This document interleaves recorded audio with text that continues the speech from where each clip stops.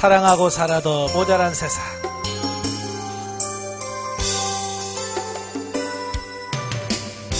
사랑하고 살아도 모자란 세상.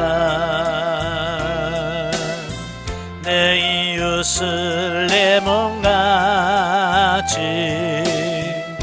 사랑하라 하셨네.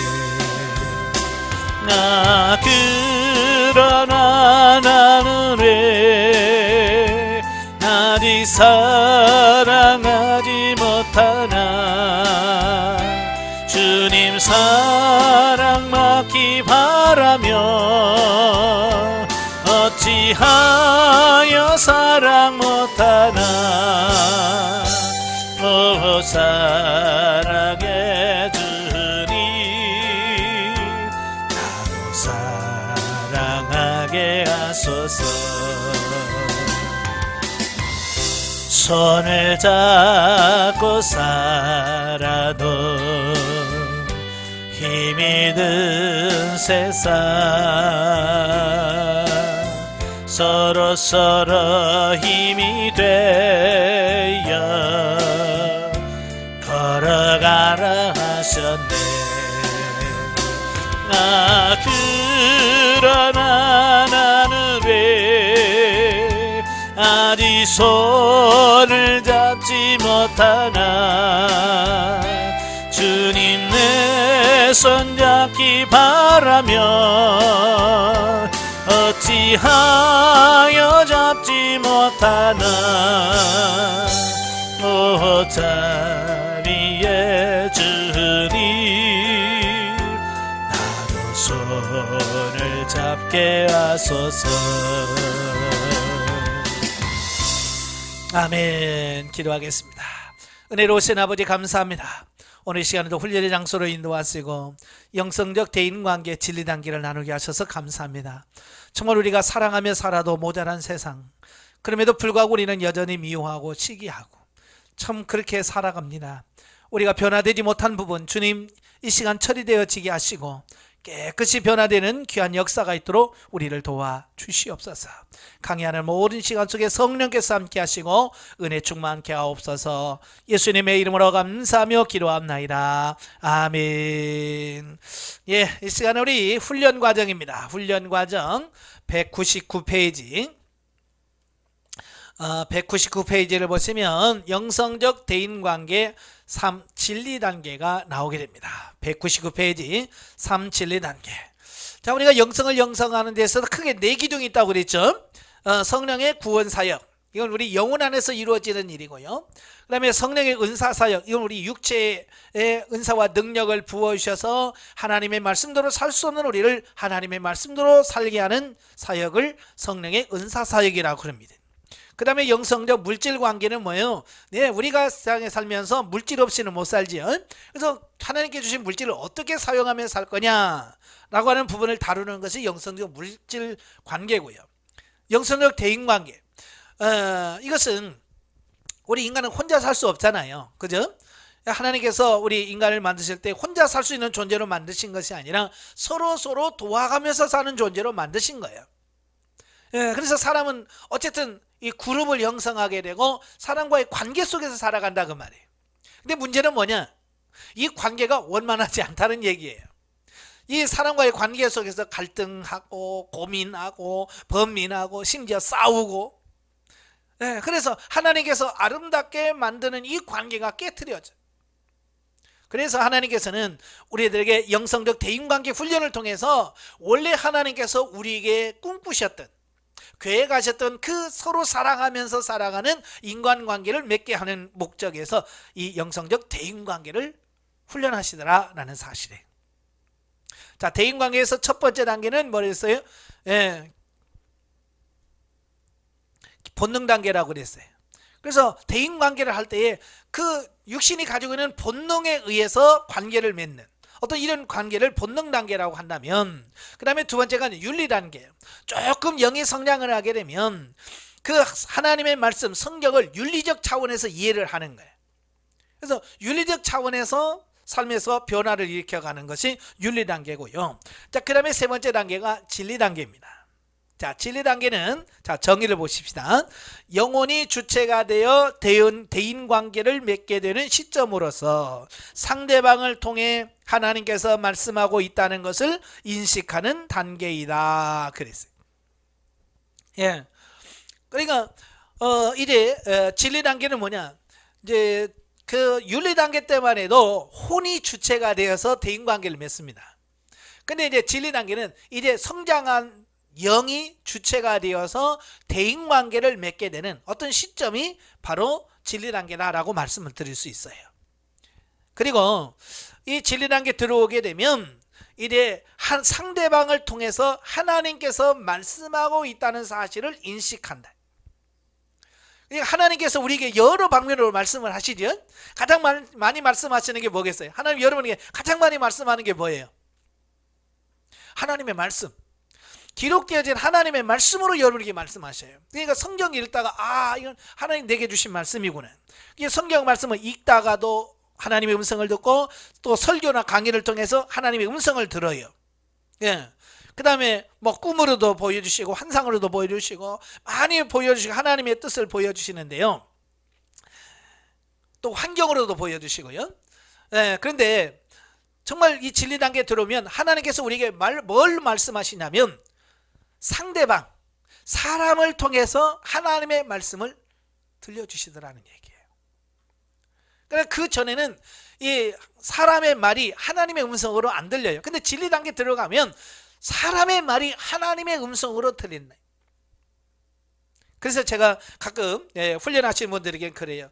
남편의 말이 하나님의 음성으로 들리십니까? 아내의 말이 하나님의 음성으로 들려지십니까? 그러면 진리 단계 들어온 거예요. 근데 아직도 아내의 말이 잔소리로 들려지고 남편의 말이 잔소리로 들리면 나는 아직 진리 단계 온 게 아닙니다.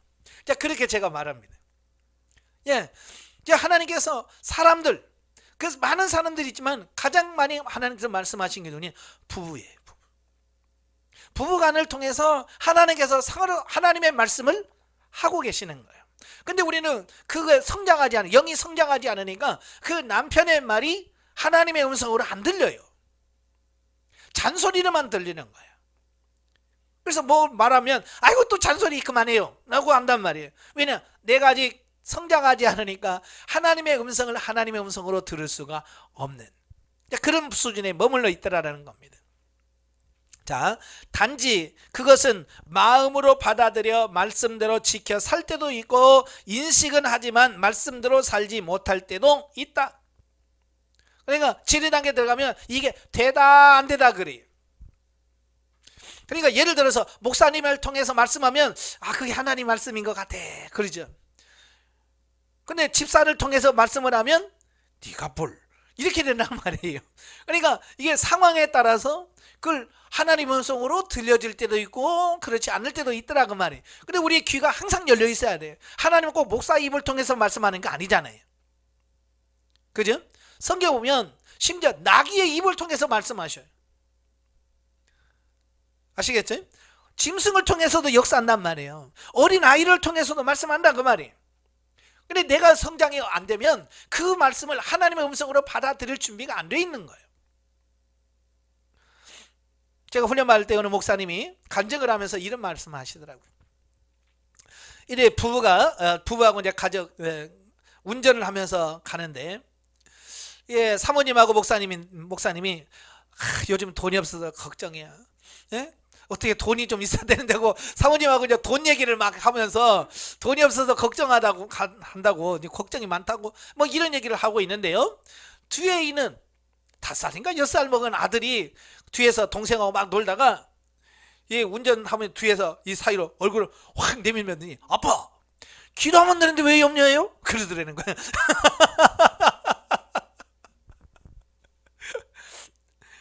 그래 애기 뭐 4살 5살 얘가 뭘 알아.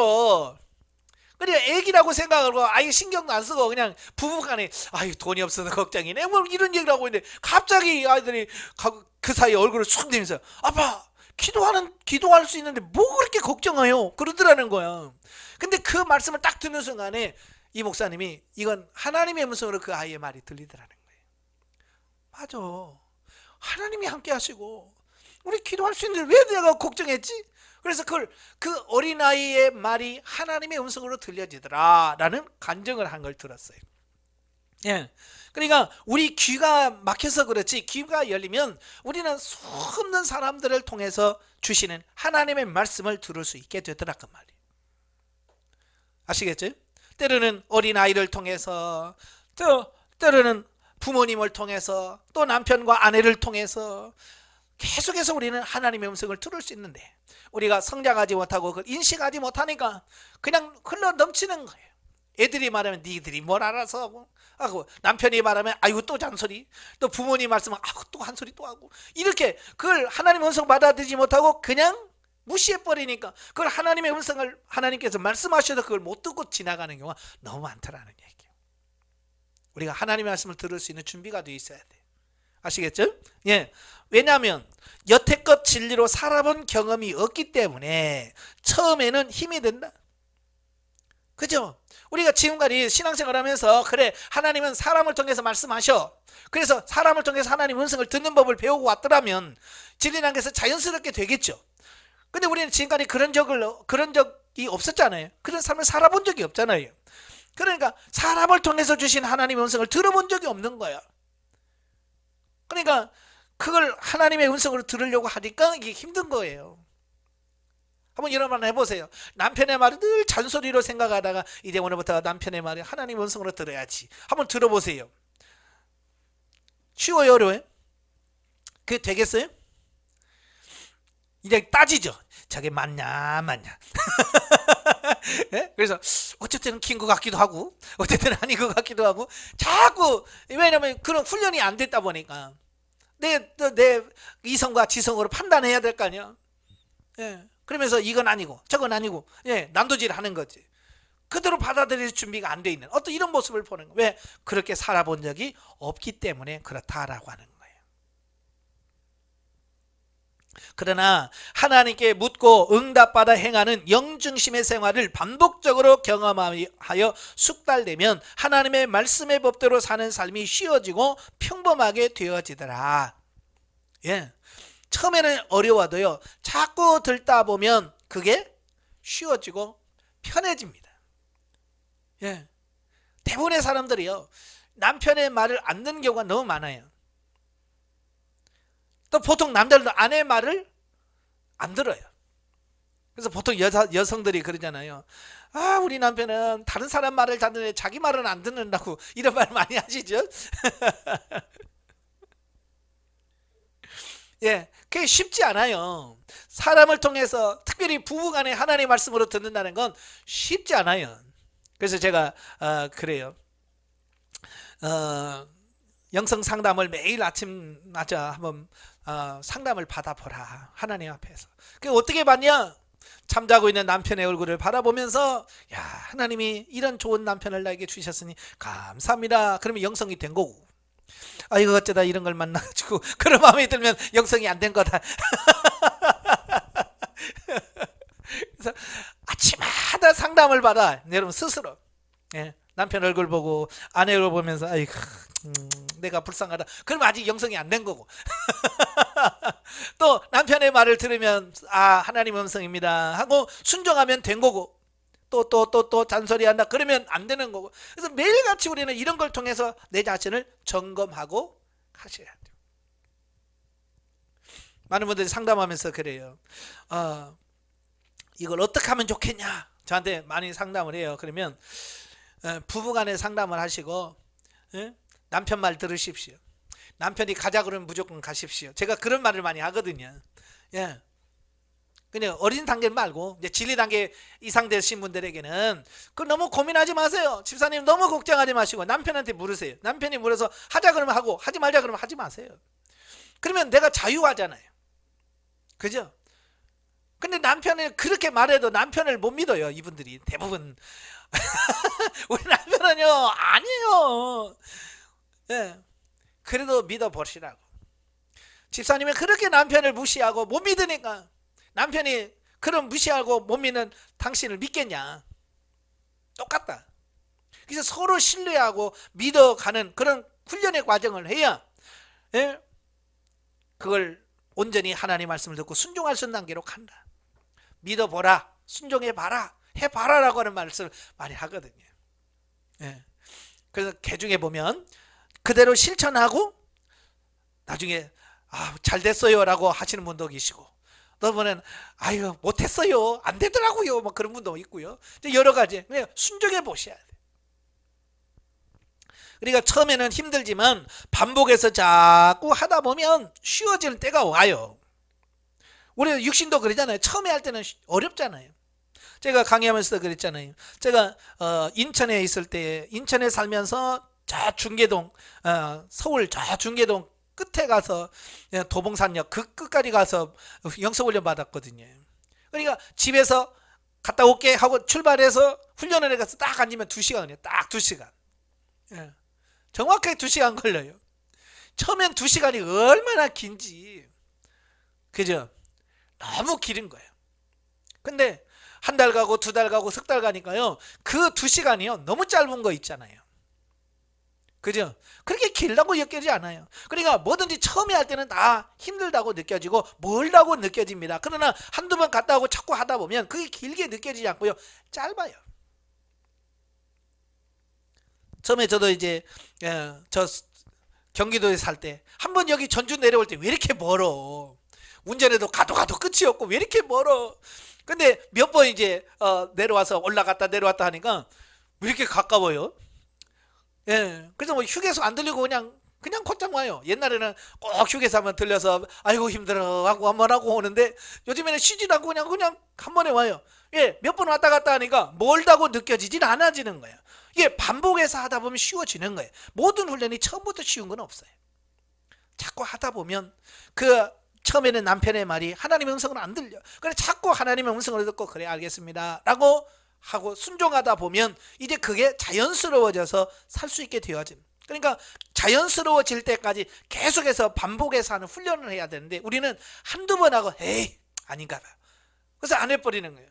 그러니까 그 다음 단계로 못 넘어가는 이런 부분을 보게 돼요. 끝까지 하셔야 돼요. 네, 1. 진리화되는 과정과 사랑의 방법. 부모의 입장에서 자녀를 대할 때 자녀들은 단순히 육신적 차원에서 자기 육신의 자녀로 사랑하고 대하는 것이 일반적으로 이루어지는 윤리적 대인관계이다 그랬어요. 여러분 자식 미워하는 사람이 있어요 없어요? 없지요? 다 사랑하죠. 자식이 잘 되기를 원하고 자식이 축복받기를 원하고 그래서 늘 울면서 우리 자식들 축복해 달라고 기도합니다. 여러분만 그럴까요? 예, 자식 낳은 부모는 다 똑같아요. 개중에는 자식을 굶겨 죽이고 막 이런 사람도 있어요. 때려 죽이고. 요즘에는 왜 이렇게 그런 사람들이 많이 나오는지 모르겠어요. 시대가 악해서. 예전에는 자기는 굶어도 자식은 줬잖아요. 근데 요즘은 사랑에 메말라서 그런지 어떻게 그럴 수가 있는지 하는 그런 생각이 많이 들기도 합니다만은, 그래도 대부분의 사람들은요 끔찍하게 자녀를 사랑합니다. 이건 본능적인 거예요. 이건 사람뿐만 아니라 짐승들도 마찬가지예요. 그죠? 짐승들도 자기 새끼들은 그렇게 사랑하잖아요. 어렸을 때 저도 짐승을 많이 키워봤잖아요. 예? 다 그거 보면 그 어미가 새끼를 사랑하는 그 마음이 얼마나 강한지 몰라요. 평소에 암탉 좀만 가면 도망가고 그러잖아요. 근데 병아리 가서 병아리를 이렇게 품고 다니잖아요. 싸납습니다. 사람한테도 공격하고요, 막 개도 공격하고요, 막 그렇습니다. 옛날에는 도망다니고 정신없는데 새끼가 있으면요 그 새끼를 지키기 위해서 목숨 걸고 덤빕니다. 예. 이런 걸 보면 이 자녀를 사랑하고 새끼를 사랑하는 것은 이건 뭐 동물이나 사람이나 다 똑같이 사랑을 합니다. 이건 본능적인 거예요. 우리가 이 세상에 살면서 보통 우리가 그 본능적인 부분에서 머물러 버리는 거예요. 그래서 네 우리 자식 사랑해요. 거기서 그 상태에서 머물러 버려요. 주님께서 그 다음 단계에서 뭘 원하시는지를 몰라요. 여기서 보면 그러나 여기서 한 차원 더 올라가면 자녀들이 하나님께서 자신에게 위탁한 생명으로 보여지게 된다. 그러니까 내 새끼 네가 사랑해 그 단계에서 머물면 이건 본능인 거예요. 그 본능에서 머물러 있으면 안 되고 그 다음 단계로 넘어가야 돼. 그 다음 단계가 뭐냐? 하나님이 그 자녀들을 바라보면서 내 자식이니까, 내 새끼니까, 내가 낳았으니까 이게 아니라, 아, 하나님께서 내게 이 영혼을 주셨구나. 위탁한 존재라. 하나님께서 나에게 맡겨진 존재로 그 자녀들이 인식되어지는 단계까지 가야 돼요. 진리 단계에 들어가게 되면 이제 그 인식이 조금씩 발전하게 돼요. 제가 윤리 단계에서 그랬죠. 내 자녀를 바라보면서 이제 나와 자녀들 사이에 누가 개입하여? 하나님이 개입하죠. 부부관계도 마찬가지예요. 나와 아내 사이에 누가 계셔? 하나님이 계셔요. 그러니까 이 윤리 단계 전에 본능 단계 때는 그냥 하나님이 이 사이에 안 껴요. 그냥 나와 아내 사이예요. 그러니까 어때요? 예? 어쩌다가 내가 실수해가지고 저 사람 만나가지고 이제 이렇게 되어지는 거예요. 본능 단계 때는 기분 좋을 때야 당신이 최고야 그러지만 기분 나쁘면 어쩌다 저런 걸 만나가지고 바로 이게 되어지는 거예요. 왜? 중간에 하나님이 없어요. 근데 윤리 단계 들어가면 이 중간에 하나님이 계셔요. 이 하나님이 계시면 뭐야? 아, 아내를 바라보면서 아, 하나님이 짝지어진 아내. 자, 이게 나와 부부 사이에 하나님이 개입하시고 자녀들도 마찬가지예요. 내 새끼니까 아니라 하나님께서 내게 자녀를 주셨지. 그래서 항상 이 대인관계 속에 하나님이 개입하는 것이 윤리 단계에서부터 조금씩 이루어지는 겁니다. 그러면서 이 개념의 차이가 많이 오죠. 예. 아, 그냥 우리의 만남이 우연이 아니요 하나님께서 이렇게 주신 거구나. 부부관계뿐만 아니라 교회에서도 마찬가지예요. 목회를 하다 보면 성도님들이 오잖아요. 성도님이 오면 그냥 오다 가다 그냥 할 일 없어서 뭐 오다 가다 갈 데 없어서 들린 것처럼 보일 수 있어요. 그죠? 그러나 그 발걸음을 인도하고 그 교회로 인도하신 분이 누구요? 하나님이에요. 네. 그래서 그걸 보고 아, 하나님께서 이 영혼을 붙여주셨다면 내가 어떻게 이 성도를 하나님의 말씀으로 양육할 건가? 자, 이런 하나님의 뜻을 묻고 하나님의 뜻을 찾아서 그 성도를 대해야 되는데 우리는 그거 없어요. 어떻게든 붙잡아야 되는데 저거 그냥 붙잡는 데만 초점을 맞추는 거야. 그래서 막 비유 맞추고 막 하다 보면 정말 하나님께서 왜 그 사람 붙여줬는지를 잊어버리는 거예요. 그래서 하나님의 종이 아니라 사람의 종이 돼버리는 이런 실수를 하게 돼요. 목회를 하다 보면 그럴 수 있습니다. 그래서 하나님 앞에 비유를 마치고 하나님의 뜻을 묻고 하나님 어찌하면 좋겠습니까? 라고 해서 하나님의 뜻을 물어서 목회를 해야 되는데 사람 눈치 보면서 이렇게 하면 기분 나빠하겠지? 이분 이렇게 하면 우리 교회 갈라나? 자꾸 설교를 준비하면서도 아, 이렇게 설교하면 기분 나빠서 갈 텐데. 예, 설교의 핵심이 하나님이 아니라 사람이 돼버리는, 이건 뭐예요? 이미 사람의 종이 돼버리는 그 의미를 가지고 있거든요. 진리 단계에 들어가셔야 이런 부분 속에서 이 하나님의 뜻을 정확하게 이해하게 되었다고 말이에요. 다시 말해서 윤리적인 가치관에서 흘러나오던 자녀 사랑이 진리적인 차원으로 바뀌어지는 것을 말한다. 이것이 윤리 단계에서 진리 단계로 바뀌는 과정이다 그랬어요. 예. 그래서 진리 단계에 들어가게 되면 이제 내 자식이란 어떤 그런 본능적인 차원에서 하나님께서 내게 맡겨주신 자녀구나, 하나님이 맡겨진 영혼이구나 라고 하는 인식으로 바뀌어진단 말이에요. 그러면 어때요? 태도가 달라진단 말이에요. 자녀를 대하는 태도가 달라. 옛날 같으면 내가 저런 외수 같은 게 어디서 태어나가지고 아이고 이렇게 되신단 말이에요. 이거 본능적으로 대할 때. 그러나 이게 하나님이 맡겨진 존재로 이탁된 존재로 인식이 되어지면 그걸 하나님의 시각으로 하나님 어떻게 하면 좋을까요? 라고 하나님 앞에 질문하게 되고 하나님께 물게 되고 하나님 어찌하면 좋을까요? 라고 하나님께 묻게 되어진다 그 말이에요. 이해가 되시죠? 예, 바로 이게 중요한 거예요. 그래서 이런 가치관이 바뀌어져 가야 돼요. 자, 이건 이제 부모와 자녀 간의 관계를 말한다면 이제 밑에 두 번째는 이제 부부간입니다.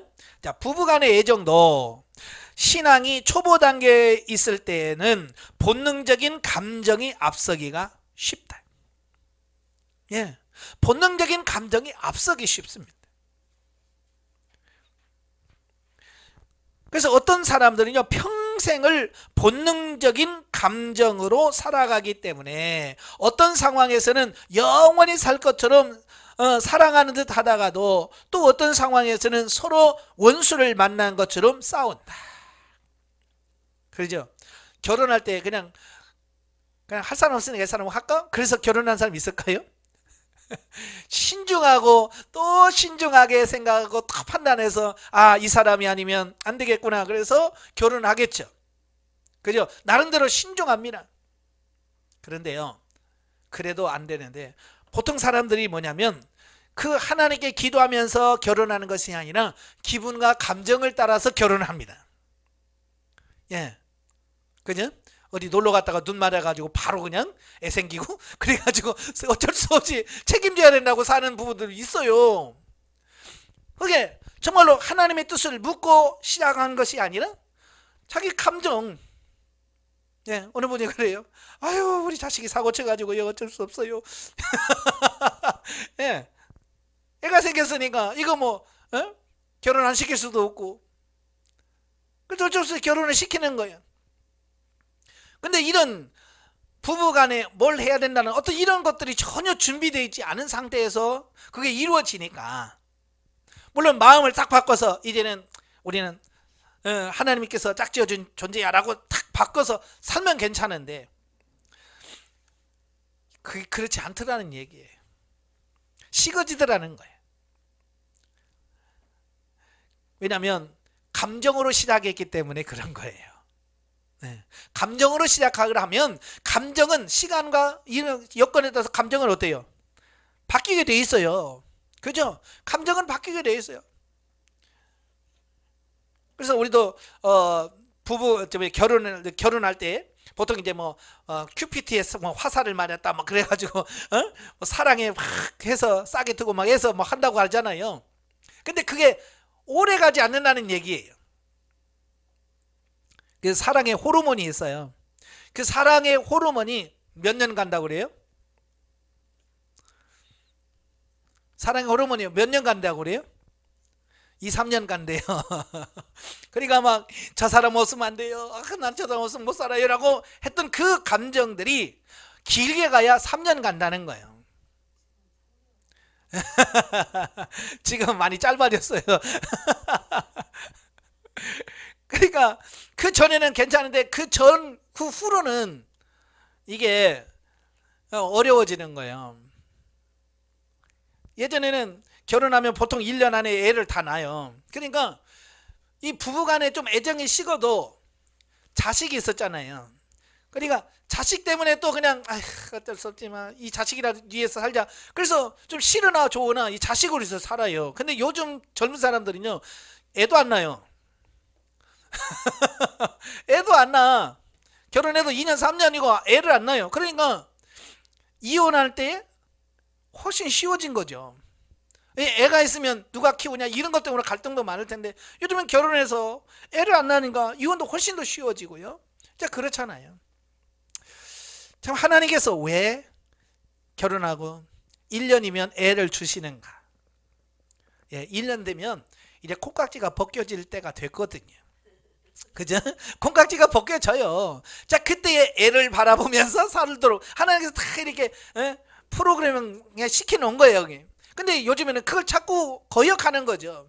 거역하다 보니까 이제 콩깍지는 벗겨졌지. 사랑은 안 되고 자꾸 흠만 보이지. 그러니까 걸림돌도 없지. 그러니까 에이, 네 갈 길 가고 나는 나갈 길 가자. 그렇게 되어지는 거고요. 요즘에는요, 세상이 왜 그런지 모르지만 이제는 자식이 있어도 아무 문제가 안 되더라고요. 자식 인생, 내 인생은 내가 책임져야지. 뭐 자식 인생 내가 왜 그렇게 돼요? 그래서 자식에 대해서 전혀 신경 안 쓰는 이런 또 너무 냉정한 시대가 많이 돼요. 그래서 예전에는 아유, 자식 때문이라도 좀 참아 그랬잖아요. 근데 그러면 그래야죠. 그런데 지금은 그게 말이 안 통한다니까요. 내가 왜 자식 때문에 희생해야 되는데, 내 인생인데 왜 자식들 때문에. 자, 그렇게 되어진다면 이 세상이 점점 갈수록 그렇게 되어지더라 그 말이에요. 그러니까 참 실은 그래요. 결혼 안 한 사람에게 결혼하라고 말도 못하고 왜 해봤자 제가 끝까지 가려나 정말 끝까지 그 사랑에 가려나 라고는 염려가 생기기도 하고. 자, 그렇습니다.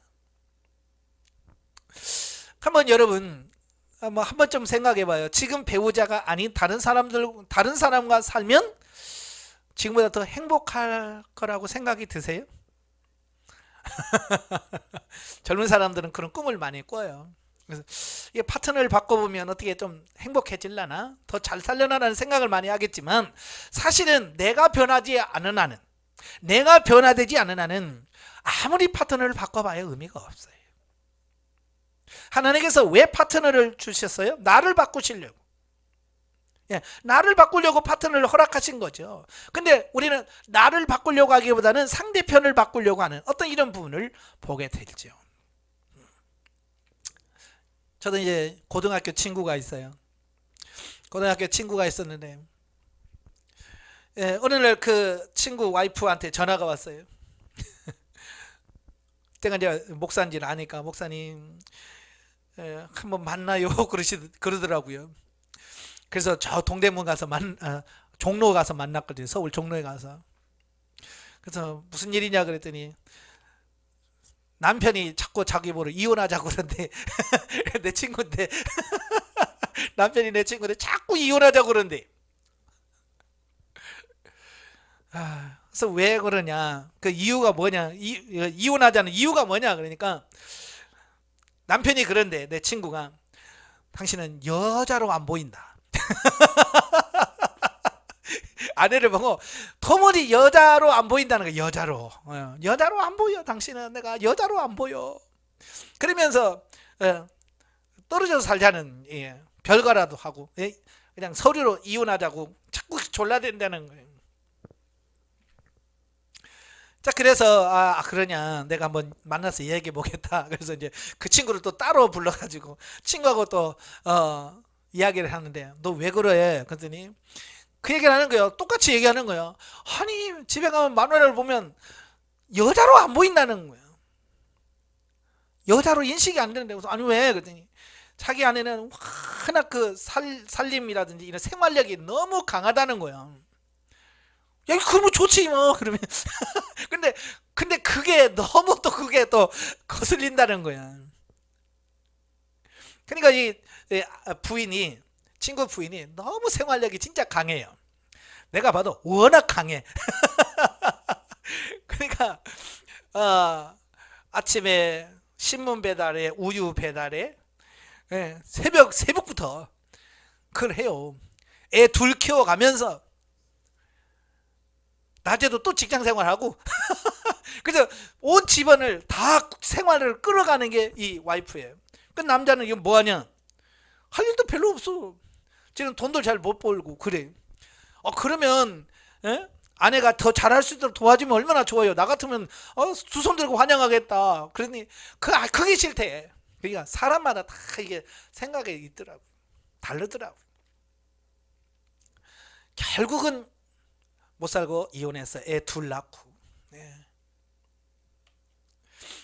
근데 그렇게 이혼한다고 한지 한 6개월 만에 이 남자가, 제 친구지, 제 친구가 결혼했다는 말이 들려. 그러니까 이놈이 다른 여자를 보고 있었어요. 그래 이혼을 해줘야 이 여자하고 결혼할 텐데. 그러니까 그 말은 안 하고 당신이 여자로 안 보인다고 자꾸 해가지고 어떻게 해서 도장을 딱 찍자마자 6개월 만에 결혼을 했어요. 애기들은 사모님이, 그 아내가 키우고, 지는 혼자 홀랑 가가지고. 그래서 한 1년인가요? 몇 년 후에 우연히 만났어요. 서울에서 이렇게 가다가 만났어요. 그래서 야, 좋냐? 그랬죠. 야, 그렇게 하는 게 좋아? 그랬더니 말을 못 하더라고요. 그게 뭐요? 파트너를 바꿔서 살아보면 행복할 줄 알고 더 좋아할 줄 알았는데 바꿔보니까 똑같은 거죠. 왜? 지가 안 바뀌었는데. 그죠? 자기가 안 바뀌었는데 파트너 바꿔본들 뭘 의미가 있겠어요. 그러니까 문제는 나에게 있지 누구한테 있는 게 아니에요. 그래서 항상 여러분도 마찬가지예요. 나에게서 원인을 찾으시고 그렇게 하셔야 돼. 제가 하도 그래서 하나님 앞에 기도한 적이 있어요. 하나님, 결혼할 때 얼마나 그 콩깍지가 끼어서 이 사람 아니면 못 삽니다 막 그래가지고 결혼했는데 왜 그냥 그대로 놔두시지? 그죠? 그 콩깍지가 낀 대로 그냥 그냥 놔두시지 왜 벗겨요 하나님? 제가 그랬거든요. 예, 그랬더니 하나님께서 제게 감동 주시기를, 야, 그 콩깍지가 끼어서 그렇게 계속 산다면 그건 본능이야. 본능적인 사랑일 수밖에 없어. 근데 내가 원하는 사랑은 진리, 생명적인 사랑이란다. 그러니까 이 진리, 생명이라고 하는 것은 뭐예요? 콩깍지가 벗겨져서 그 안에 남편의 흠이 보이고 허물이 보이고 그렇게 마음에 안 들어도 여전히 뭐요? 사랑하고 같이 동행하고 살아갈 수 있는 어떤 그런 훈련이 되어지는 게 진리, 생명이라고 말씀하시는 거예요. 그래서 하나님께서 그냥 콩깍지가 끼어서 그냥 서로 죽고 못 사는 어떤 그런 상태로 사는 게 아니라는 거예요. 아시겠죠? 정말 내가 싫어도 그걸 주님의 사랑으로 품을 수 있고, 내 마음에 안 들어도 그걸 내 마음을 넓혀서 품을 수 있고, 이렇게 해서 서로가 품고 진리로 생명으로 사는 존재로 만드시기 위해서 하나님께서 때가 되면, 시간이 되면 콩깍지를 싹 벗겨내시더라 라고 말씀하시는 거예요. 예. 그래서 여러분도 콩깍지가 다 벗겨주셨죠? 그래도 돼요. 흠이 보여도 사랑할 수 있어야 되고 덮어줄 수 있는 사람으로 바뀌어지셔야 돼요. 근데 그게 쉽게 안 된단 말이에요.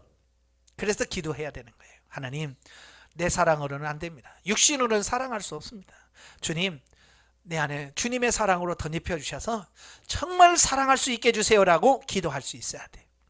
자, 이것은 단순히 인격적으로 고양되어져 가는 것을 말하는 것이 아니다. 남편은 아내를 대할 때, 아내는 남편을 대할 때 과거에는 육신적인 가치관으로 상대방을 바라보며 육신적인 즐거움을 얻기를 원했지만 이제는 그 육신의 가치관을 벗어서 남편을 혹은 아내를 대할 때 죽게 하듯 하라. 어떻게 하라고요? 죽게 하듯 해라. 예. 그래서 아내는 남편을 대할 때 정말 주님을 대하듯이 하고, 아내는 남편을 대하듯 죽게 대하라. 그리고 두 번째로, 세상을 살아갈 동안 주님의 거룩한 뜻을 이루어 드리기 위한 좋은 동반자로 보여짐으로 말미암아 좀 더 이해의 폭이 확대되고 가치관이 성경적 토대 위에 객관화되기 시작하는 것을 말한다. 그러니까 부부라고 하는 것은 뭐냐면 그냥 만나서 그냥 살고 애 낳고 이렇게 사는 존재가 아니에요. 이 땅에 사는 동안 하나님의 뜻을 성취해 드려지는 동반자적인 가치관으로 바뀌어지셔야 돼요. 그래서 이제 서로가 도와야 되고요, 서로를 위해서 희생하고 헌신해 줄 수 있는 그런 삶이 되셔야 돼요. 예전에는 이 동반자 의식이 많이 없었어요. 그래서 뭐 우리나라는 뭐 요즘에는 조금 이제 부부들이 다 뭐요? 직장 생활 하잖아요. 부부들이 다 같이 직장 생활하니까 어때요? 같이 이제 도와야 되죠, 남자도. 예? 왜 옛날에는 남자들만 직장 생활했잖아요. 그죠? 남자들만 직장 생활하고 여성은 집에서 살림이나 하고 이제 그렇게 됐어요. 그러다 보니까 동반자적인 어떤 그런 개념이 많이 없었어요. 그래서 남편은 그냥 돈 벌어오는 사람, 부인은 집에서 애나 보는 사람. 예. 이러니까 남편이 애나 잘 봐. 그렇게 되고, 예, 그렇게 됐잖아요. 근데 지금은 같이 일하니까 어때요? 예? 같이 살림도 같이, 애도 같이 보고, 이제 공동적인 어떤 의미가 이제 부부로서 어떤 이런 공동적 책임을 많이 갖잖아요. 어찌보면 좋은 것이라고 봐요. 그렇게 서로 뭐요? 이제는 나만을 내가 돈 벌어오니까 나한테 잘해, 어떤 이런 부분이 아니라 이제 서로가 잘하고 서로가 이해하고 품을 수 있는 어떤 이런 부분이 되어지는 것이 중요하다라는 거예요. 그리고 이제 객관화되기 시작한다 그랬죠. 객관화라고 하는 것은 뭐냐면 제3자의 입장에서 보거나 생각하는 걸 말해요. 그러니까 내 생각은 내 생각만 이렇게 하는 것이 아니라 이걸 다른 사람의 입장에서 보면 어떨까? 그러니까 나를 객관화시켜서 그걸 바라볼 수 있는 어떤 이런 부분을 말하는 걸 보래요. 예, 그래서 이걸 객관화 작업이라고 하는데요. 바로 이렇게 객관화가 되어야 이제 사람을 제대로 볼 수 있는 어떤 이런 부분을 볼 수 있는 겁니다. 아마 여러분도 그러죠. 이래 어디 예를 들어서 뭐 부부간에 어디 놀러 갔거나 이럴 때 보면 여성들이 모이면 한결같이 뭐예요?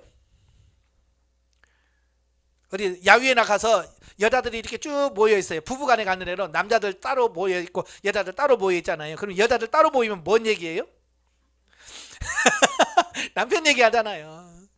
가서 보면 서로 그냥 너 남편 잘 만났다, 착해, 자상하고 착해 하자. 그러면 그 부인이 뭐라 그래요? 그래, 나 복 받은 사람이야. 그래? 살아봐. 그러니까 그걸 무슨 말이냐면 자기 남편을 객관적으로 볼 수 없다는 얘기예요. 자기 남편을 객관적으로 보질 않고 자기 시각적으로 바라보니까 너 살아봐 라고 말할 수밖에 없다는 얘기예요.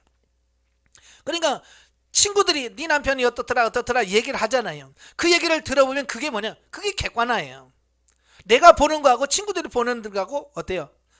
각도가 다르잖아요. 생각하는 게 다르잖아요. 바로 그렇게 객관적으로 바라볼 수 있는 그 시선으로 바라볼 수 있는 그런 훈련이 돼야 돼요.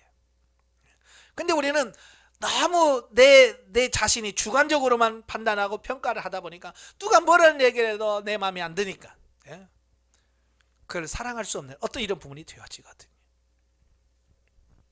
자, 이것이 윤리화에서 진리 단계로 바뀌는 과정이다. 또한 영성적으로 진리화되는 단계에 이르기 시작하면 대인관계에 있어서 누구를 대하든지 어떤 상황을 만나든지 간에 감정적이나 윤리적인 차원에서 그치고 반응하는 것이 아니라 그 사람의 말이나 그 상황의 내면으로 들어가 거기에서부터 하나님의 뜻과 섭리를 구하기 위하여 갈등하게 되는데, 자, 이게 무슨 말이냐면요, 이제 진리 단계 들어가게 되면 겉으로 드러나는 어떤 말이나 환경을 보는 것이 아니라 그 내면에 숨겨져 있는 의도, 목적을 보게 되더라 그 말이에요. 자, 쉽게 말하면 이런 거예요. 집에 들어갔어요. 집에 들어갔는데 아내가 막 화를 냅니다. 그러면 이것이 그 안에 들어가는 이 진리 단계 과정을 거치지 않으면 왜 성질내? 이제 이렇게 된단 말이에요. 뭐만 바라보냐면 성질만 내는 그 모습만 보는 거예요. 예? 그러니까 싸울 수밖에 없어요. 그러나 이 진리 단계로 가면서 이 감정이 윤리적 차원에서 진리적 차원으로 바뀌어가면 뭐냐?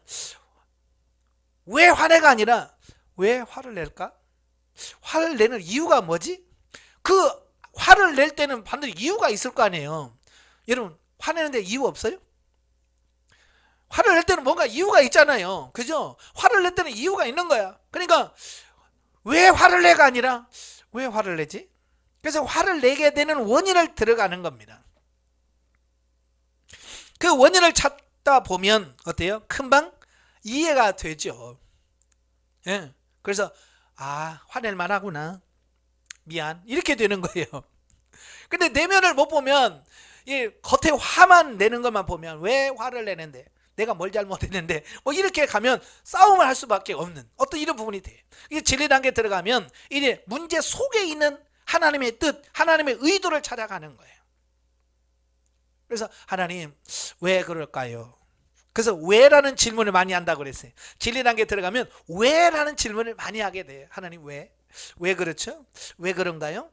왜 그럴까요? 그래서 자꾸 그 의도, 그 목적을 찾아가는 내면으로 들어가게 되는 이런 부분을 보게 돼요. 저도 이제 상담을 하면서 와서 상담을 하잖아요. 상담을 할 때 자기 감정을 막 얘기하잖아요. 그럴 때 왜 저렇게 말할 수밖에 없는지, 하나님 왜 저런 식으로밖에 말을 못할까요? 그 내면에 있는 걸 자꾸 찾으려고 해요. 그래서 그 내면적인 문제를 터치를 하면 맞아요, 그래요. 왜? 원인이 거기 있으니까. 근데 원인을 못 찾으면 상담을 해도 문제가 풀리질 않는 거예요. 참으세요. 성질내면 안 됩니다. 참으셔야 됩니다. 그 원인이 해결이 안 되는데, 그죠? 겉에만 하니까 치료가 안 되는 거예요. 그래서 우리가 내면으로 들어가는 이 훈련을 하셔야 돼요. 그래서 성도들은 거듭되는 이러한 대인관계 훈련을 통해서 더 깊은 차원의 은혜에 이르러 결국 삶의 전부가 생명이 되는 기쁨을 맛보게 된다. 그래서 내면으로 들어가서 하나씩 해결하다 보면 어느 사이에 내가 생명 단계에 들어가게 되는 것을 보게 돼. 자, 그러므로 이 진리화되는 과정에서 사랑하는 방법을 바꾸어야만 한다. 예, 이 진리의 단계에 들어가면 사랑하는 방법을 바꿔야 돼요. 예전처럼 본능 단계에서 그 사랑을 하면 안 됩니다. 그래서 대인관계에 있어서 본능적이고 윤리적 행위들은 하나님이 인정하실 수 있는 생명이 없는 것들이다. 그러니까 본능적으로 보면 대단하게 보이는지는 몰라도 하나님 앞에서는 인정이 안 된다는 얘기예요. 자, 예를 들어서 자녀들 양육시키기 위해서 부모들이 막 새벽부터 일어나서 막 밥 해주고 막 학원 보내고 이 학원 보내주고 막 해서 정말로 누가 봐도 야, 저 사람 진짜 자식을 해서 정말 저렇게 헌신적이다 라고 인정을 받았다 치더라도 그게 그런 삶이 하나님 앞에 갔을 때 인정이 될까? 이게 육신적이고 본능적이었다면 하나님 앞에서 인정이 안 될 거예요. 아시겠죠? 그러니까 본능적으로만 사랑하면 안 된다는 얘기예요. 자, 부모가 자식을 입히고 먹이는 것은 당연하지만 문제는 그 행위의 근원이 어디서부터 시작됐는가라고 하는 데 있다. 단적으로 말해서 육신의 욕망으로 자식이 잘되기 위해 먹이고 입히고 그러한 가치관으로 자식을 위하여 기도한다면 거기에는 아무런 의미가 없다. 왜? 하나님과 상관이 없다는 말이다. 그죠? 그래서 막 하나님 이 자식 축복해 주시옵소서, 이 자식 잘되게 해주세요, 성공하게 해주세요 라고 기도하지만 이게 육신의 욕망에서 나온 거라면 하나님 앞에 가서 아무런 상이 없다는 얘기를 하고 있는 거예요. 그래서 하나님께 묻고 하나님 어떻게 이 자녀를 양육할까요? 어떻게 이 자녀를 어떻게 대할까요? 그래서 하나님께 계속 물어가면서 하나님이 원하시는 대로 그 자녀를 양육해 갔을 때에 비록 세상적으로 출세 성공 못했다 할지라도 하나님 앞에 가서 그래 내가 맡겨진 영혼을 그렇게 사랑하고 그렇게 세우려고 그렇게 노력했구나 하나님이 인정해 주시는 것을 보게 돼. 자, 마찬가지로 아내가 남편을 사랑하고 즐거워하는 것은 당연하지만 단순한 육신의 욕망이나 쾌락의 동반자로서 서로를 바라보는 것은 하나님은 원치 않으신다. 그러니까 육신으로 막 좋아가지고 막 바라보고 이건 하나님이 원하시는 게 아니란 말이에요. 영혼으로 사랑하고 영혼으로 대하고 진리적으로 사랑할 수 있는 이걸 원한다 그 말이에요. 그래서 우리의 대인관계는 진리 단계로 변화되어야 한다. 진리적인 가치관을 가지고 서로를 주께 대하듯 함으로 정중하고 아름다운 행위가 우러나와야 한다. 그리하여 그러한 우리의 삶을 통하여 하나님의 뜻이 우리의 가정과 교회와 사회에서 이루어져야만 한다.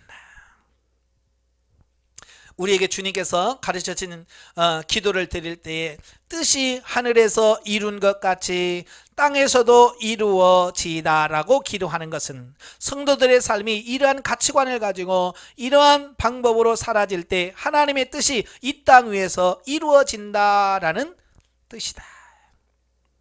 예. 그래서 이 말씀을 우리가 잘 기억하셔야 돼요. 예. 우리의 가치관이 바뀌어져서 하나님의 뜻대로 하나님의 말씀대로 우리가 살 때에 하나님의 뜻이 이 땅에서 이루어진다는 얘기예요. 근데 우리가 제대로 세워지지 않으면 그죠? 우리를 통해서 하나님의 뜻이 이루어져야 되는데 우리를 통해서 하나님의 뜻이 안 이루어지잖아요. 그래서 우리가 변화되어야 되고 우리가 새로워져야 돼요. 자, 갈라디아서 5장 13절 15절 말씀 보겠습니다. 형제들아 너희가 자유를 위하여 부르심을 입었으나 그러나 그 자유로 육체의 기회를 삼지 말고 오직 사랑으로 서로 종노릇하라. 온 율법은 내 이웃 사랑하기를 내 몸같이 하라 하신 말씀에 이루었나니 만일 서로 물고 먹으면 피차 멸망할까 조심하라. 자, 여기서 뭐라고 그랬어요? 오직 사랑으로 서로 종노릇하라 그랬어요. 종로를 하라는 거예요. 종로를 하라는 것은 뭐예요? 섬기라는 얘기죠. 종, 둘로스라고 하는 것은 뭐예요? 섬기는 자라는 뜻이잖아요. 섬기는 자. 그래서 저와 여러분들이요, 섬기는 자가 되셔야 돼요. 섬기는 자.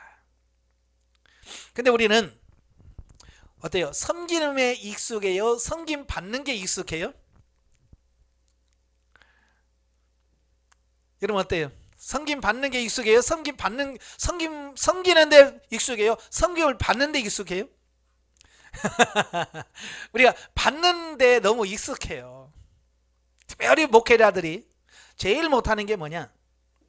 섬김을 받는데 섬김은 부족해요. 제가 전에도 말씀드렸지만 그 사랑의 교회 옥하는 목사님, 옥하는 목사님이 그 살아계실 때에 했던 그 영상을 제가 본 적이 있어요. 그 영상에서 뭐라고 말하냐면 자기는 본인이 그랬어요. 자기는 하늘나라에서 상이 없다 그래요. 나는 하늘나라에서 상이 없어요. 사람들이 막 다 하는 거지. 왜? 존경하는 목사님이고 큰 교회 목회를 하고 이러니까 상이 클 거라고 생각했는데 정작 본인의 입에서 뭐라고 그래요? 나는 상이 없을 거다. 왜냐? 나는 세상에서 너무 많이 받았다. 네. 세상에서 너무 많이 받아서 하나님이 나를 받을 상이 없다라고 말합니다. 그럼 본인 입에서 말해요. 그리고 다른 목사님이 간증하면서 뭐라고 그래요? 사랑의 옥하는 목사님 이야기하면서 그래요. 자기는 개척교회 하고 너무 힘들어 하고 있는데 그 옥하는 목사님이 자기 교회 오셨더래요. 그 오셔가지고 하시는 말씀이 그 지금 개척교회에서 막 힘들게 막 하고 있는 목사님한테 참 부럽습니다. 나는 목사님이 부러워요 그러시더라는 거예요. 그래서 그게 뭐냐? 처음에는 그 이해가 안 되죠. 그렇게 큰 교회고 모든 사람이 존경하고 막 하는 분이 와서 개척교회 목사님한테 나는 목사님 부러워요 라고 말하면 그 이해가 되냐? 그래서 그 이해가 안 돼서 아니 그게 무슨 말이냐고 물으니까 목사님은 지금 하늘에 상을 쌓고 있잖아요. 하늘에 상을 쌓을 수 있잖아요. 근데 나는 그게 안 된다는 거예요. 그게 안 돼서. 그분은 그래서 그걸 아는 거잖아요. 너무 성경을 많이 받은 거예요. 그래서 저도 이제 목회를 하면서 영성훈련 받으면서 섬김을 받으려고 하기보다는 섬기려고 많이 노력을 해요. 근데 저도 처음부터 줘본 섬겨본 이런 삶이 없었잖아요. 왜냐하면 너무 어렵게 살았으니까. 저도 살 때도 그냥 정말 어렵게 살아서 누가 얻어먹기만 했지 누구 뭐 대접하는 거 꿈도 못 꿨어요. 왜? 너무 없으니까. 그러니까 목회를 했는데도 안양에서 인천에서 개척을 했는데도 너무 개척교회 어려우니까 남에게 베풀고 성도들을 섬기는 거 이게 안 되더라고요. 근데 어느 날 제가 진리 단계 들어갔을 때 하나님께서 명절이 됐어요. 설 명절인가요? 하여간 추석인가 한 명절이 됐어요. 명절이 돼서 하나님 어떻게 할까요? 그러니까 하나님께서 저에게 그러시는 거예요. 너 성도를 섬겨라. 어떻게 섬길까요? 성도들에게 다 선물 하나씩을 줘라. 아니 지금 나도 지금 먹고 살기 힘든데 우리 성도들에게 어떻게 성도들에게 선물을 줘요? 네 알겠습니다. 그래서 순종하고 뭐 돈이 있어요. 막 카드 하나 갖고 이제 백화점에 갔죠. 뭐. 백화점에 가서 우리 성도들 한 20명 되는데 그 20명 애들까지 한 25명 되는데 선물을 뭘 사겠어요? 이 개척교회 목사가. 그래서 하나님 뭐 살까요? 뭐 살까요? 이렇게 백화점에 막 이렇게 돌아다니니까 제일로 싸고 그래도 좀 있는 게 양말이더라고. 양말. 그래서 양말 코너에 가가지고 남자 몇 명에서 남자 거 몇 개, 여성들 몇 개, 애들 거 몇 개. 그래서 다 숫자대로 다 1인당 2컬레씩 해가지고 그걸 샀어요. 그러니까 한 6만 얼마 나오더라고요. 그래서 그걸 또 집에 와서 다 일일이 또 포장 다 해서 포장했잖아요. 그래서 명절을 앞두고 명절은 이제 주중에 있고 이제 주일날 다 그걸 다 나눠줬어요. 그랬더니 성도들이요 감동을 받는 거예요. 그 돈으로 따지면 그 1,000원도 안 되고 한 1,000원이나 되나 하여간 그 정도 되는 액수인데도 이 성도들이 막 감동을 받는 거예요. 그래서 왜 그냥 그랬더니 지금까지 이렇게 신앙생활하면서 목사님한테 선물 받아본 적이 없다는 거야. 명절 때 되면 성도들이 목사님한테 뭐 과일 사주고 뭐 사주고 성도들한테 선물만 할 줄 알았지 목회다가 설 살보라고 이렇게 선물을 받아본 적이 없다는 거. 지금까지 신앙생활을 그렇게 했어도 그걸 얘기하는 거예요. 야, 그걸 듣는데요 너무 깨달음이 많았어요. 아 그렇구나. 너무 받기만 했구나. 줄 몰랐던 내 모습을 그때 너무 창피한 거예요. 그 다음부터 계속해서 하나님께서 내 가치관을 바꾸기 위해서 명절 때마다 하나님 어떻게 할까요? 그러면 하나님께서 꼭 그렇게 선물을 작은 것씩 주게 하고, 예. 그래서 때가 되면 명절 되면 양말이라도 하나씩 이렇게 꼭 전해주고 했어요. 예. 나중에 제가 안양에서 목회할 때 그 훈련 받으러 순복음교회 다니시는 권사님이 오셨어요. 그래서 아이고 권사님 오셨어요 하고 제가 커피 한 잔 타드릴까요? 하고 커피 한 잔 타드렸는데 이분이요 눈물이 글썽글썽해요. 왜냐 그랬더니 자기가 지금까지 신앙생활하는 권사가 되도록 목사한테 커피 한번 대접받아본 게 처음이라는 거예요. 깜짝 놀랐어요. 아 그렇구나. 그러다가 제가 어느 날은 교회에서 부침개를 해줬어요. 부침개 촥 해서 주니까요 이분이 또 울어. 눈물이 나. 왜? 지금까지 살면서 목사님이 요리해 주는 거 처음 먹어봤어요. 그러면서 눈물이 글썽글썽해요. 참 그런 걸 보면서 야 너무 우리 목회자들이 너무 받기만 했지 줄 몰랐구나. 예, 그걸 뼈저리게 느꼈어요. 그래서 계속해서 저도 심으려고 많이 노력을 하고요. 예. 그래서 안양에서 목회할 때는 우리 성도님이 나 밥 사준 것보다 내가 성도들 밥 사준 게 더 많았어요. 사실 성도들도 직장 생활하지 가정 생활하지 식사 대접한다는 게 한두 사람도 아니고, 예, 뭐 교회에서 뭐 목사님 오세요 할 수도 없잖아요. 가서 뭐 교회에서 주일날 밥 먹으려면 같이 집사님 권사님 줄줄이 한 10대명씩 끌고 가서 같이 해야 되는데 부담되잖아요. 그러니까 그게 쉽지 않아요. 큰맘 먹어야지. 예. 그래서 저는 1년에 2번씩 꼭 전 성도들 다 데리고 와서, 예, 갈비 뭐 이런 거 해서 대접했어요. 부흥회 끝나면 사례비를 좀 받아요. 제가 일부러 사례비를 제가 꼭 받습니다. 예, 다른 강사님들 사례비 준 만큼 나도 받아. 왜 받냐? 이거 가지고 우리 성도님 식사 대접하려고 받아요. 그래서 우리 성도들 데리고, 예, 돼지갈비집 가서 먹었더니 이분들이 70만 원어치를 먹어. 내 사례비를 40만 원 받았는데 70만 원을 먹어. 아, 좀 눈치코치도 없이 이제 적당히 먹으면 되는데 그냥 1인분씩만 먹으면 되잖아요. 여기 추가요? 여기 추가요? 여기 냉면 추가요? 아이고, 야, 40만 원 가지고 왔는데 70만 원이 넘게 나왔어요. 야, 그래도 너무 행복하던 거야, 그게. 예, 그게 너무 행복한 거예요. 그래서 1년에 꼭 겨울에 집중기도 끝나면 한번 우리 성도들 다 모시고 가서 한번 대접하고, 또 여름에 집중기도 끝나면 또 성도들 다 모시고 가서, 예, 대접을 하고. 예.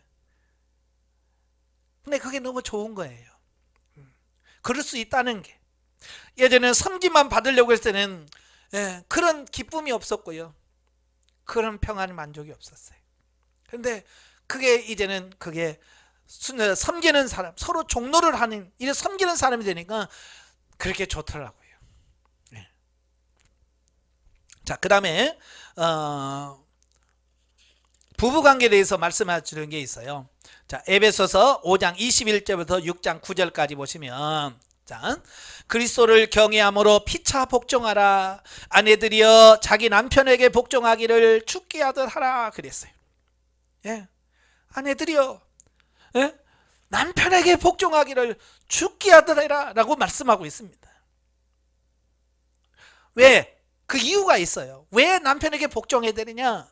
이유가 뭐예요? 이는 남편이 아내의 머리됨이, 그리스도께서 교회의 머리됨과 같음이니 그가 친히 몸의 구주시라. 그러나 교회가 그리스도에게 하듯 아내들도 범사에 그 남편에게 복종할지니라. 예, 제가 어디 가서 이 말씀을 쭉 읽으면서 설교했더니 목사님이 남자니까 그러죠 그러더라고요. 아니, 제가 남자라서 이 말하는 게 아니잖아요. 그죠? 내가 남자라서 이 말하는 게 성경에서 말씀하고 있는 거예요. 예. 그 뒤에 또 남자들에게 하신 말씀이 나와요. 남편들아, 그래서 나와요. 그러니까 서로 아내들은 바로 이 말씀을 붙들고 기도해야 되고, 남편들은 그 다음에 남편들아 아내 사랑하기를 그리스도께서 교회를 사랑하시고 위하여 주신같이 하라. 그러니까 아내는 남편에게 순복하고 복종하고, 남편은 아내를 사랑하고, 이게 부부관계에서도 서로 달라요. 이게 하는 역할이. 그래서 서로, 그러니까 일방적인 게 아니란 말이에요. 보통 보면 한국 옛날에 조선시대는 일방적이잖아요. 그죠? 예, 남자는 하늘, 여자는 땅. 그래가지고 무조건 남자에게 잘해야 된다. 어떤 이런 거잖아요. 근데 성경에서 그런 게 아니잖아요. 일방적으로 성경에서 야, 여자들아 남자에게 잘해라고 말하고 있지 않잖아요. 남편들아 너희도 아내를 사랑해라. 그래서 서로 잘해야 된다라고 말씀하고 있는 거거든요. 그래서 우리가 서로 잘하셔야 돼요. 그래서 우리 여성분들 같은 경우에는 남편의 말에 복종하면 해야 돼요. 남편의 말에 순종을 안 하는 사람은 결국 뭘 하냐면 하나님의 말씀에 순종하지 않는 사람이 되더라고요. 하나님께서 왜 남편의 말에 복종하냐면 결국 진짜 남편은 누구예요? 저 예수님이 진짜 남편이잖아요. 지금 그러면 같이 사는 남편은 무슨 남편이에요? 예, 가짜 남편이에요.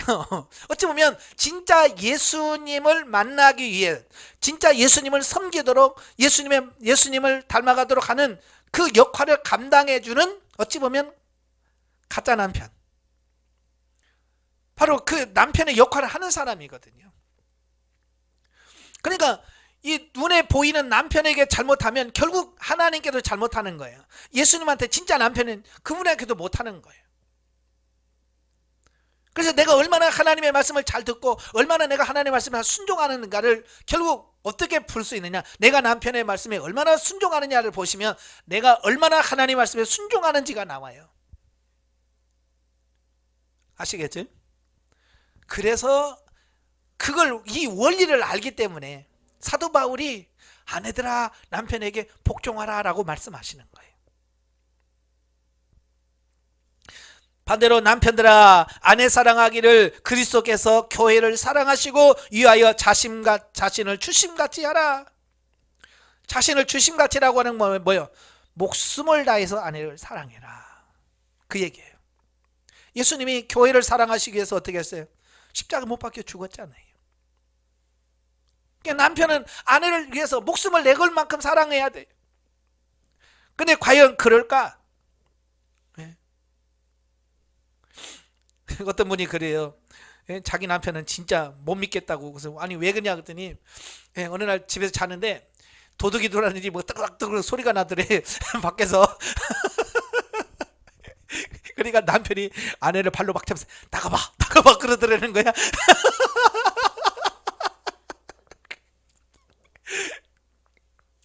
그러니까 이 부인이 저런 인간이 남편이라고.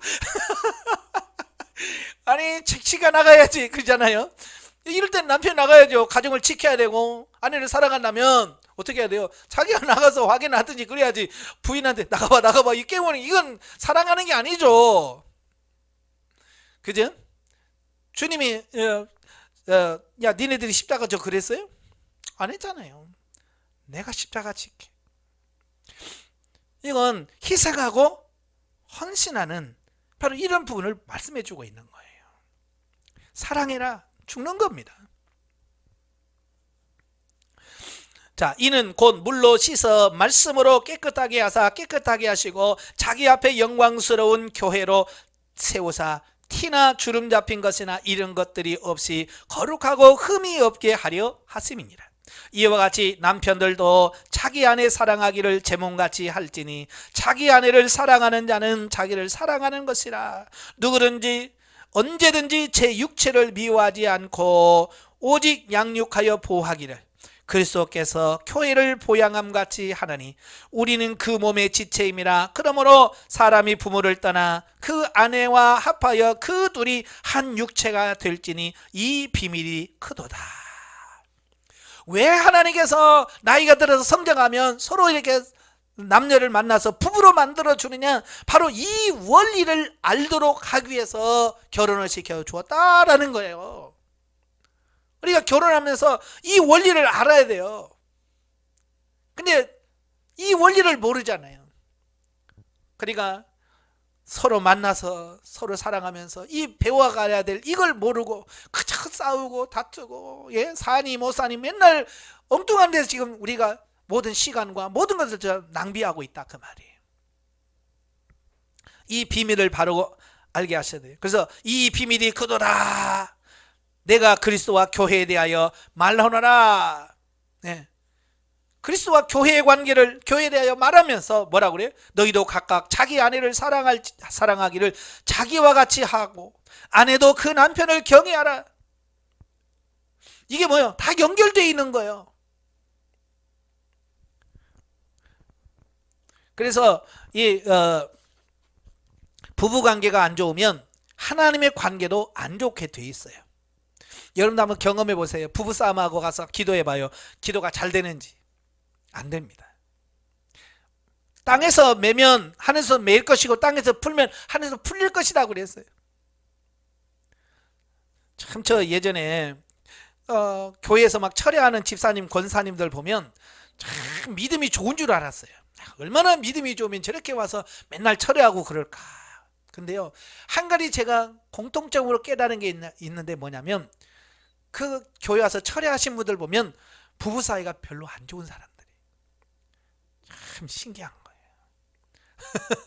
부부 사이가 좋은 사람은 안 와. 부부 사이가 별로 안 좋은 사람들만 와서 철회를 하는 거예요.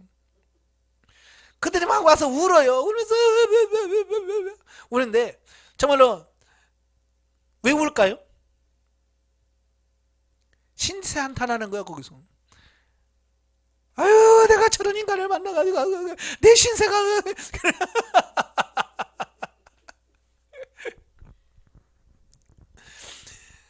신세 타령하고 자고, 그러니 이거 영적으로도 성장이 안 되고요, 가정도 원만치가 않아요. 그래서 제가 이 원리를 딱 알고 나서 교회 철회 오신 분들은 철회 오지 말라고 그랬어요. 철회 오지 마세요. 가정에서부터 회복하세요. 그리고 철회할 때 남편의 허락을 받고 남편이 가라고 했을 때 와라.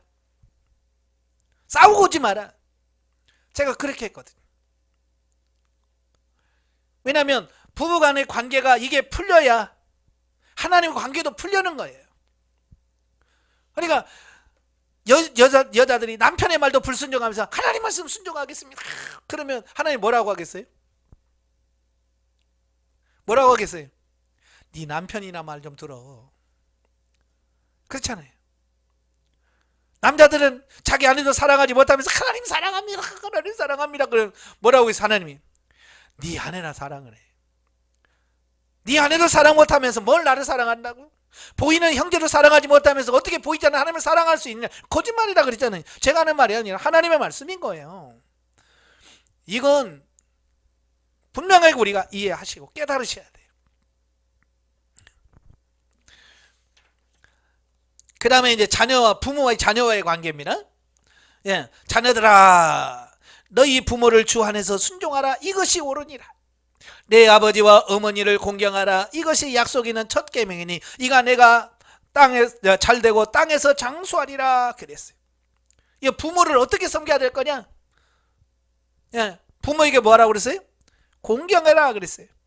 부모를 공경해라. 왜 부모를 공경해야 되냐면 육신의 부모는 보이지 않는 하나님의 대리인이에요. 아시겠죠? 원래 하나님은 보여요, 안 보여요? 안 보인단 말이에요. 하나님은 안 보여. 그가 보이지 않는 하나님을 대리해서 이 땅에서 하나님을 섬기는 법을 배우도록 존재하는 분이 누구냐? 부모님이에요. 그러니까 아까도 말한 것처럼 여인이 남편의 말씀에 복종하면서 하나님의 말씀을 복종하는 것을 배우는 것처럼 이 땅에서 우리가 부모를 섬기면서 하나님을 어떻게 섬기는지를 배우도록 되어 있어요. 그러니까 이 땅에서 부모에게 불효하고 부모를 섬기지 못하는 사람은 결국 하나님을 못 섬기게 되어 있는 거예요. 여러분, 이 땅에서 믿음 좋은 사람들 보세요. 정말 부모님에게 잘합니다. 예. 바로 부모님을 잘한다는 것은 결국 하나님께 잘한다는 얘기를 하고 있는 거예요. 근데 가끔 보면 이 부모를 정말 안 돌보시는 부분들이 많아요. 장로님이고 뭔데도 불구하고 부모님에 대해서 전혀 관심 없는 분들이 많아요. 세상에서는 인정받을지 모르지만 하나님 앞에 갔을 때 인정 못 받을 거예요.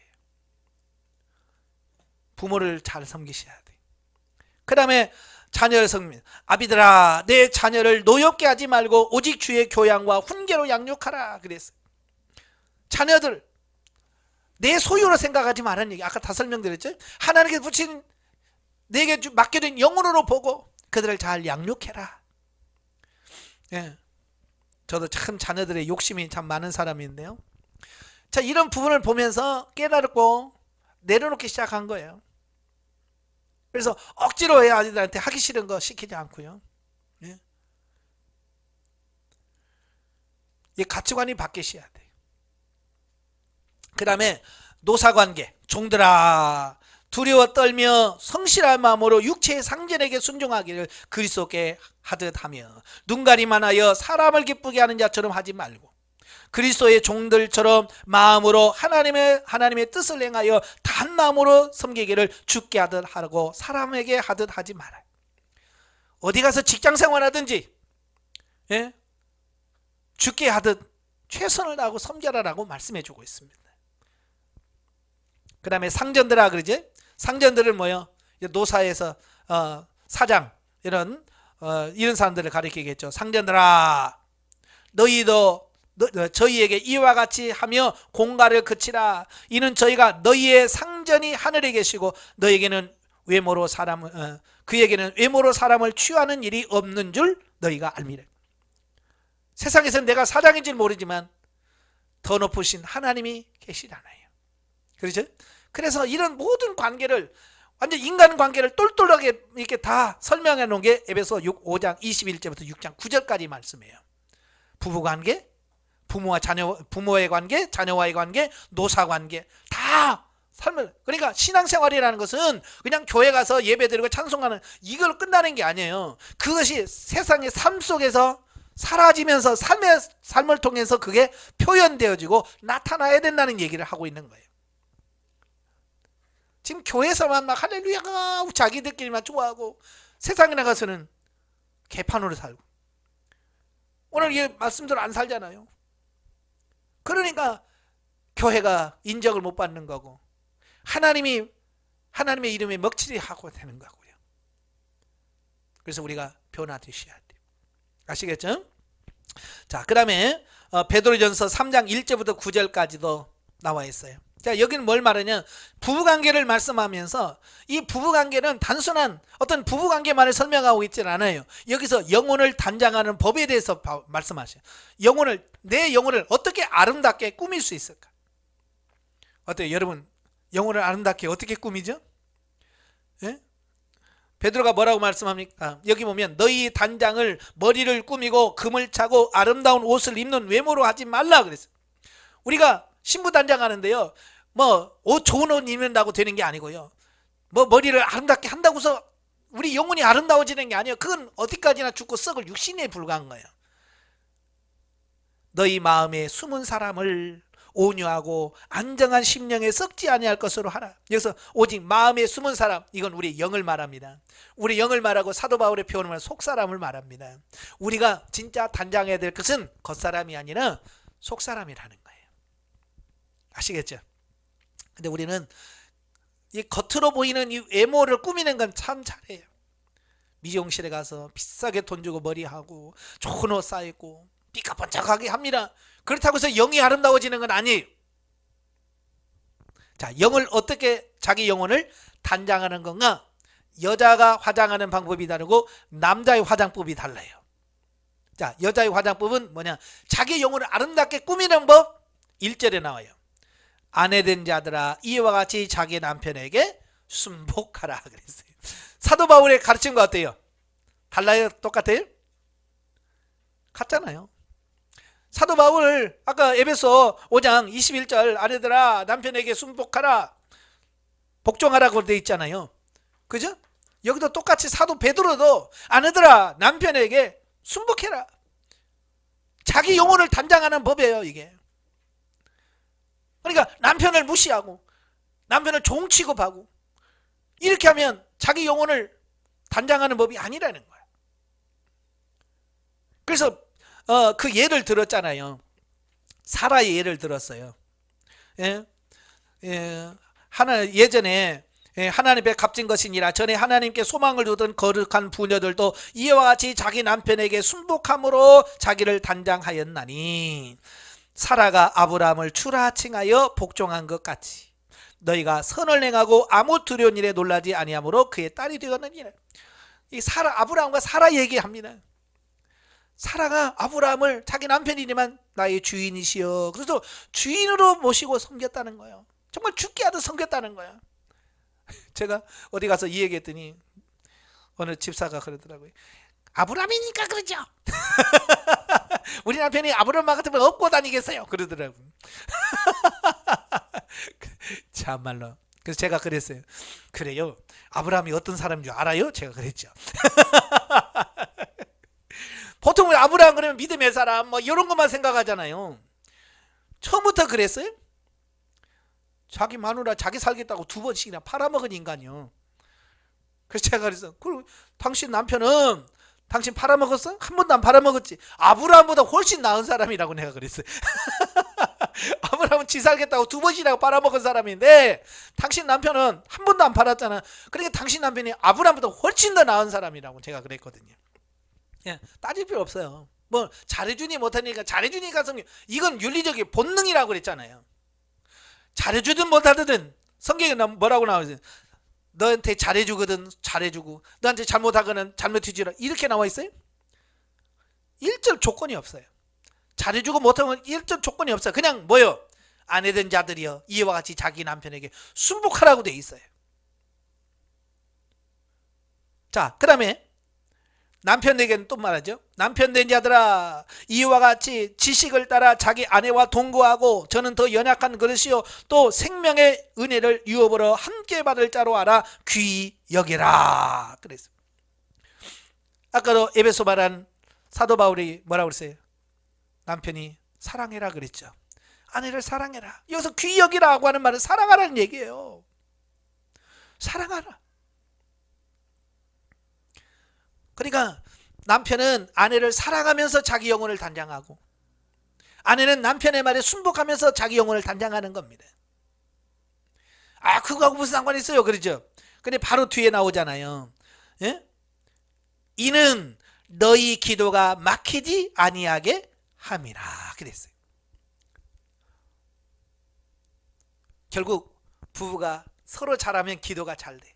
이건 뭐예요? 하나님의 관계가 터진다는 얘기를 하고 있어요. 근데 순복하지 않고 사랑하지 않으면 막혀. 기도가 안 되게 돼 있어요. 이 영적 원리를 이야기하고 있는 거예요. 원리. 그러니까 우리가 성경을 읽으면서 이런 원리를 우리가 이해를 해야지.